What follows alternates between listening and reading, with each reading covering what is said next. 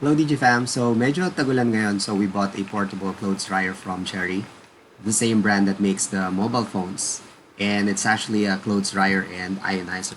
So hindi lang siya for drying but also for disinfecting our clothes. It comes with a dryer slash ionizer unit, so ito yung nag-give off ng heat para matuyo yung damit, and nilalagay lang ito sa ilalim ng wardrobe unit which is also included in the purchase. Tapos yung wardrobe unit naman is made of fireproof materials daw. So safe siya from overheating. Meron din siya mga vents sa taas para sumingaw yung init. Foldable din siya, so may mga stainless steel brackets sa loob. So mamaya ipakita natin. Ito yung zipper niya. So if hindi niyo siya ginagamit for drying, pwede niyo siyang itupi and iligpit. So about 4 feet by 2 feet yung dimension niya. So, hindi siya masyado makaya ng space. And ito naman yung loob niya. So, as you can see, may mga stainless steel bracket siya. So, meron sa taas para sabitan ng hangers.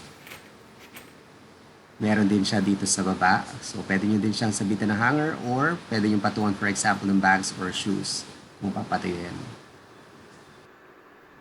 Okay, so itetest na natin siya. Dito tayo ngayon sa wash area and meron kaming mga sidekicks na excited din makita kung paano siya gamitin. Okay, so say hello to Magnus, the small one, and Augustus. Hey boys. Okay, so nilalagay na natin yung mga basang damit. So meron tayo ngayon sa taas, mamaya maglalagay din tayo sa ilalim. Okay, so siya yung kasambahay namin. Medyo mahihain daw siya. Naglalagay siya ng damit na both sa taas and sa baba. And sineset up na yung dryer unit. So variable yung heat niya and yung time. You can set it up to 180 minutes. So that's up to 3 hours. Tapos, I think you can set the heat to more than 70 degrees Celsius. So makikita nyo na gumagana na siya kasi nag-blow na siya ng hot air. Ayan sa sides. Okay, so nakaset siya ng 80 minutes.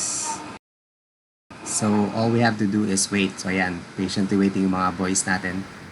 Okay, so ayan, antayin na lang natin siya until matapos. It can dry your clothes down ng 100% basta half-dried na siya. So meaning, napigaan na ng mabuti or na-spin dryer na siya. So ideal to kapag umuulan at hindi ka pwedeng magsampay sa labas ng bahay, just like us. Or like nasa small apartment ka or condo unit na limited yung space. So if hindi mo siya ginagamit, either itupi mo siya or gamitin mo din as wardrobe. So dual purpose siya. So that's it for our video. If you find it useful, please like and subscribe. Thanks!